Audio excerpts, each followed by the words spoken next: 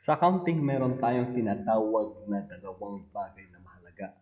Okay? Ano nga ba itong dalawang bagay na mahalaga? Okay? Sa buhay, meron din tayong mga dalawang bagay. Yeah. For example, left, right. Tapos meron din, of course, male and female. Then, yung usually ginagamit natin, like and dislike. Of course, meron na up and down.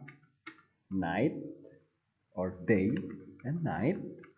Meron din cute and of course, not so cute. Okay? So, before tayo mag-proceed, kailangan nating maintindihan itong lesson natin. So, kailangan nating dapat maging loud and clear. Especially loud. Okay. Again, mga tips natin, I want you to relax. Okay? Tapos, download mo naman yung exercise sheet and answer the exercise sheet. Okay? So, ano nga ba itong tinatawag natin na dalawang bagay sa accounting? Of course, kailangan mo natin ma-define itong tinatawag nating account. Account is a record used to sort accounting transaction. Meaning, kailangan natin i-sort itong mga to. So, kailangan natin gumamit ng account para maayos natin. Okay? So, we have here the balance sheet account or accounts, yung tinawag nating asset, liabilities, and capital. So, ito equation natin kanina. So, titignan natin, meron siyang tatlo. Assets, liabilities, and capital. These are what do we call accounts. Okay? Next, income statement account, the revenue and expense. Okay? So, kung titignan natin, dalawa yan sa income statement, revenues and expenses. Okay? Or revenue and expense. So, ito yung mga 5 major accounts natin actually sa accounting.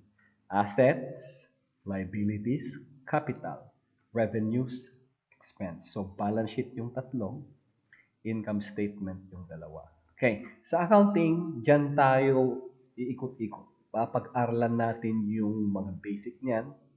Gaya rin sa math, yung addition, subtraction, multiplication and division, yan, from grade 1 hanggang graduate ka ng college actually, nandyan yung math. And sa actual na buhay nandyan. For example, sa English naman, nandyan yung noun, which is mula nung grade 1 tayo na inintroduce ang noun, tuloy-tuloy pa rin na noun siya. Okay, so sa accounting, meron din tong 5 major accounts. Dito umiikot ang buhay ng accounting.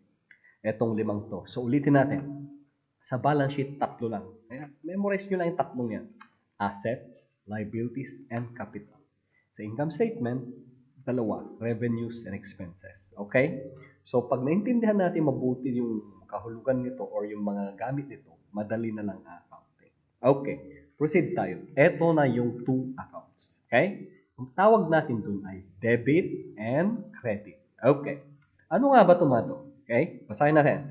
Used when recording accounting transaction. Ito ay ginagamit sa pag-record ng accounting transaction. Of course, ang debit, okay, accordingly, debits are recorded on the left side, so sa left daw siya, and credits are recorded on the right side, sa right side.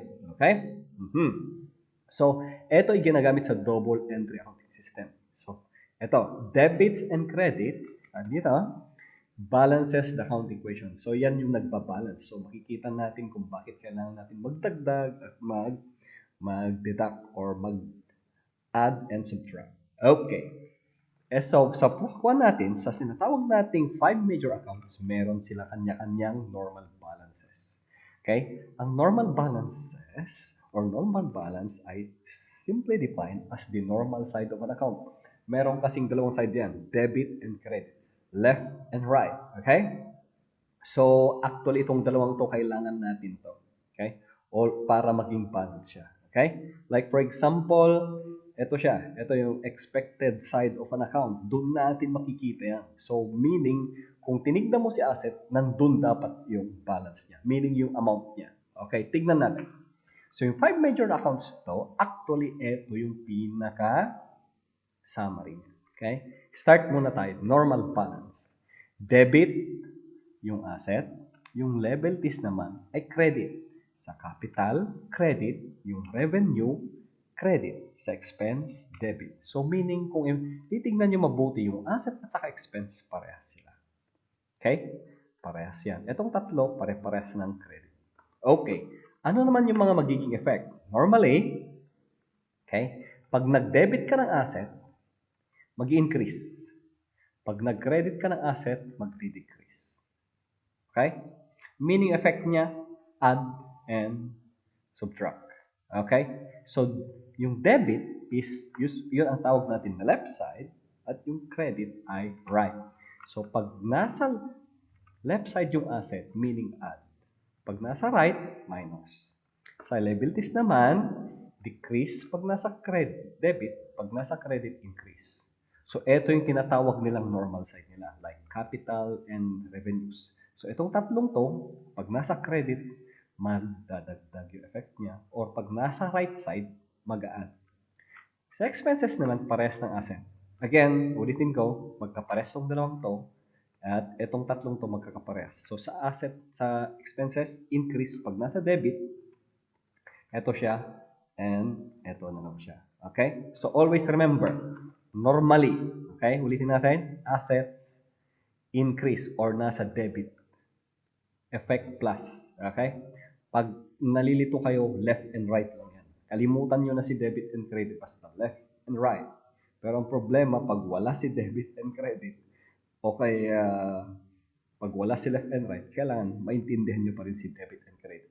Although, nandun pa rin siya. Mamaya titingnan natin yung tinatawag nating T account. Okay? So again, asset, debit, increase. Liabilities, capital revenues, increase sa credit. And then expenses, increase sa debit. Okay. So, kung tutuusin, ito lang siya. I-memorize nyo lang or tandaan nyo lang.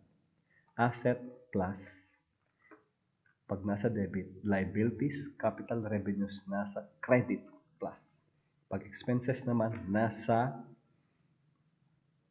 debit plus. Okay, later on, i-check natin kung paano yung movement ng mga amount. Okay?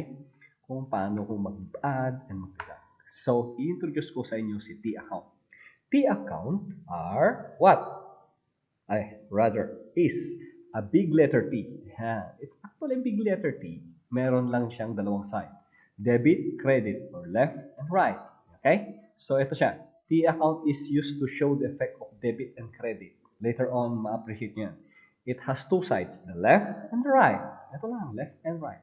So, yung nasa debit, yung nasa left, yung credit, nasa right. So, always remember, T account. Anyway, ang nickname ko nung bata ako ay Tiryong. Pag nahirapan kayo sa, pag nakalimutan nyo yung T-account, tandaan nyo lang yung pangalan ko, yung nickname ko nung bata ako. Hanggang ngayon, favorite na nickname ko yan. Tiryong. T-account. Ayan. Tiryong account. Okay. Ayan. So, Sir Tiryong. Ayan. T-account. Okay. So, eto na siya. So, sabi natin kanina, ang T-account ay meron siyang dalawang side lang. Debit or credit, left or right. Okay? So sa assets, ito siya. Debit, add, credit, minus. Okay? Maganda to isulat nyo sa papel, isa-isahin nyo yan hanggang ma-master nyo. Okay? So kailangan practicein nyo to. Liabilities, credit plus, debit minus. Capital, ganun din. And revenues, ganun din. Magkakasama itong tatlo to. Yung expense, parehas siya ng asset. Kung tutuusin, ang tandaan nyo lang is yung asset at saka expense magkasama. Tapos yung liabilities as capital at revenues magkakasama. Gaya nito. Ayan. So assets and expenses parehas. Liabilities and capital pare-parehas. Okay. Titingnan natin ngayon kung ano ang magiging effect ng debit and credit.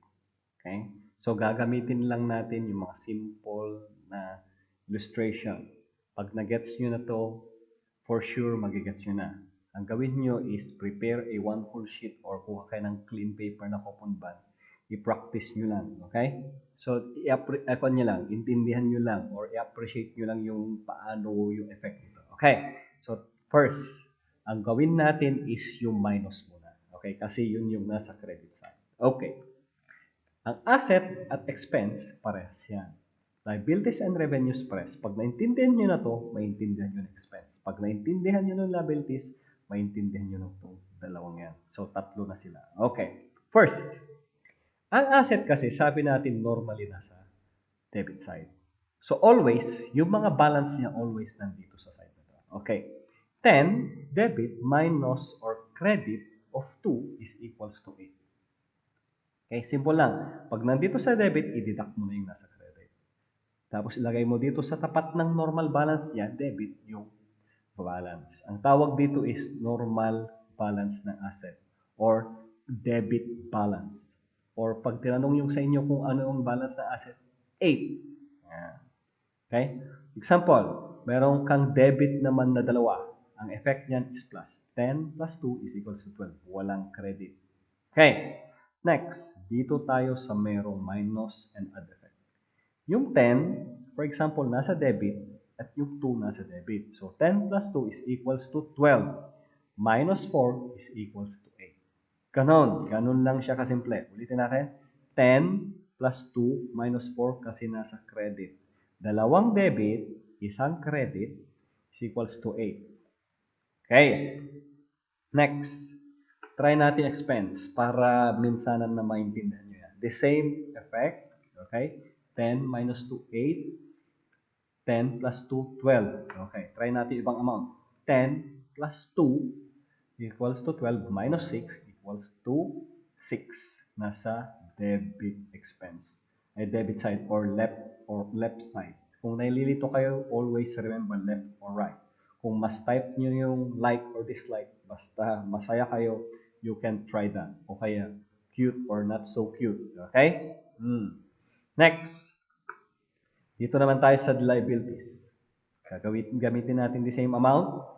Pansin nyo kanina, yung normal side ng asset sa debit, sa liabilities, capital and revenues, again, ang normal side nila sa credit. So, dito, yung 10, pag naglagay ka ng 2 sa debit, magiging minus. So, 10 minus 2 equals to 8. Again, normal balance is yung normal side.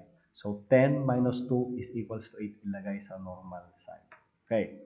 May mga instances na nag-error, so usually hindi pwedeng mangyari dapat yun. Parang against sa accounting principle. Next, dito tayo sa add effect. Parehas na credit, again, liabilities, normal balance, credit, ang effect is plus. So, 10 plus 2, 12. Sa liabilities again, pag merong credit na dalawa, for example, sa case natin, 10 plus 2, 12 minus 4, magiging 8. Okay? Ganun pa rin. So, capital, revenue, ganun yung effect. Try natin yung ibang amount sa may add and deduct. 20 plus 8 minus 12 is equals to 16. Ulitin natin. 20 plus 8 minus 12 is equals to 16. Next, try natin yung ibang amount. 12 minus 4 plus 6 is equals to 14. Pwedeng ganon. Pwedeng paikot-ikutin nyo. Basta always remember, pag saan yung normal balance niya, doon yung nilagay yung balance niya. Kung tatanungin, magkano ang revenue balance? Yan, revenues.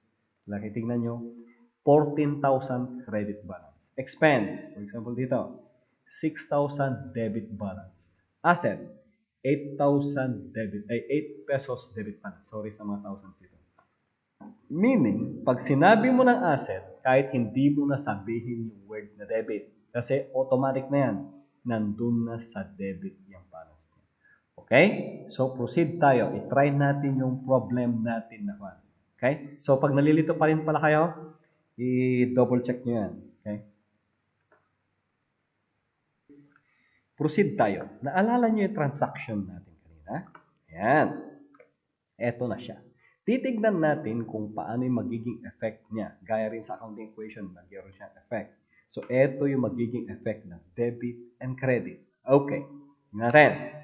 J. De La Cruz, ayan.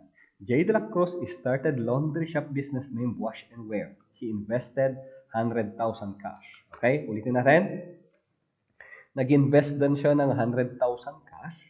So, meaning, okay, yung effect niya is nadagdagan yung cash niya.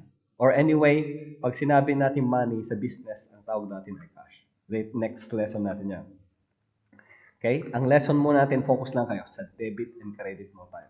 So, meaning effect niya, asset nag-increase, capital nag-increase. So, meaning, ang sabi natin, pag ang asset ay nag-increase or nag-plus, i-debit natin siya. Yan, debit. Okay? Ang capital naman, pag nag-increase tayo, i-credit natin. Okay? Always, balikan nyo to para hindi kayo malito. Yan. Capital, credit increase, asset, debit increase. Yan. Pag nalilito kayo, balikan nyo yan. O kaya i-print nyo, i-check nyo. Okay? So, pag dinagdagan natin asset, i-debit natin dito sa left side. Pag binawasan natin dito sa right side. I-check natin mamaya. Next, sa capital naman, dagdag is sa credit. Okay, so sa liabilities, revenues, expense, no effect. Anyway, gagamitin natin ito illustration na to, yung De La Cruz. Tuloy-tuloy yan. Juan De La Cruz actually yan. Okay? Next, tingnan natin. Wash and wear bought washing machine from company P worth 20,000 in cash. Okay. So, effect niya, yung asset mo daw, nadagdagan kasi meron kang washing machine. So, nag-debit. Pero, nagbayad ka ng pera, so na-decrease din. So, nag-credit. So, meaning, eto na siya, sa T account, dagdag natin yung debit na 20 and i-deduct natin yung credit na 20. Okay, so effect niya, 100,000 debit plus 20,000 debit minus 20,000 credit equal to 100,000. Ganun yung effect niya. Okay? 100 plus 20 less 20 is equals to 100,000. Sa mga liabilities and capital revenues, no effect. Pero ito yung capital natin kanina, forward natin. Okay?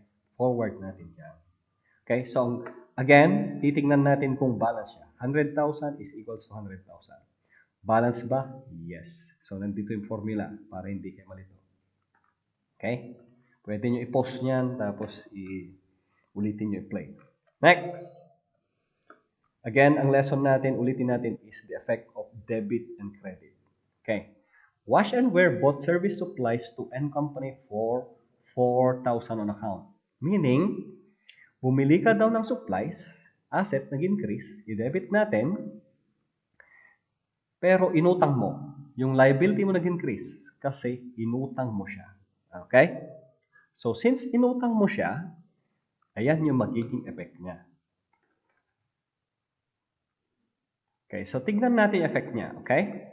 So, bumili ka, yung liabilities mo nag-increase. Sabi natin, ang liabilities ay nag-increase pag nag-credit. So, increase. Tingnan natin. Liability, credit. Ayan, 4,000. Doon tayo sa T3. 4,000. Okay, anyway, lagyan nyo para di kayo malito. Reference nyo yan. 4,000. Okay? Dito naman, debit 4,000 kasi meron kang supplies na dinagdag. So, ulit yung formula natin, 100,000 plus 4,000 is equals to 104,000. Okay, ito yung asset natin. Ito yung borderline. Ulitin, tapos tignan natin. I-forward nyo yung 4,000 dito, yung 100,000 dito. Yung dalawa, no effect. Tignan natin kung balance. 4,000 plus 100,000 is equals to 104,000. Nandito yung formula. Sinusulat ko yan para ma-master nyo. Pwede nyo i-post tapos i-review nyo. So, 104,000 is equals to 104,000. Again, yung borderline, always i-maintain nyo dito na magkaparehas dito sa kabila. Okay. Next. Transaction 4. Okay. Wash and wear rendered laundry services to student A for 8,000 on account. Meaning, again, si student A nagpalaba pero hindi niya binayaran. Sir, pwedeng tsaka ko na lang bayaran. Okay, sa kanya. Okay? Kasi kailangan ko lang na pang-load. Okay. Naging busy lang ako kaya nagpalaba ako sa kanya. So, ayan, para mapanood ko yung YouTube ni Sir Tirion. Okay? So, 8,000. Okay? So, meaning, again, pag ang asset ay nadagdagan, meaning meron siyang sisingilin on account, Pag tayo kasi magre-receive, yung asset natin madadagdagan. Debit. Yan. Increase. Okay? Yung revenue naman, sabi natin, pag revenue ay nag-increase, dito na rin, kailangan i-credit natin. Okay? Always remember, kung nalilito kayo, tignan nyo to. Okay? Always ibalikan nyo. So, doon tayo sa transaction 4. Ayan. So, tignan natin effect. Yung 8,000 i-debit natin. So, ang effect niyan, plus 104 plus 8,000, 112,000. Dito naman, effect dito is credit. Pero pag revenue, again, nandito pala. Okay? Always i-check nyo yan. Kung nalilito kayo, isulat nyo yan. Plus, minus. 8,000 effect is 8,000. Expense, walang transaction. Forward yung 4,000, forward yung 100,000, forward yung 8,000. I-add nyo lang yan. Okay? Kasi yung operation is plus.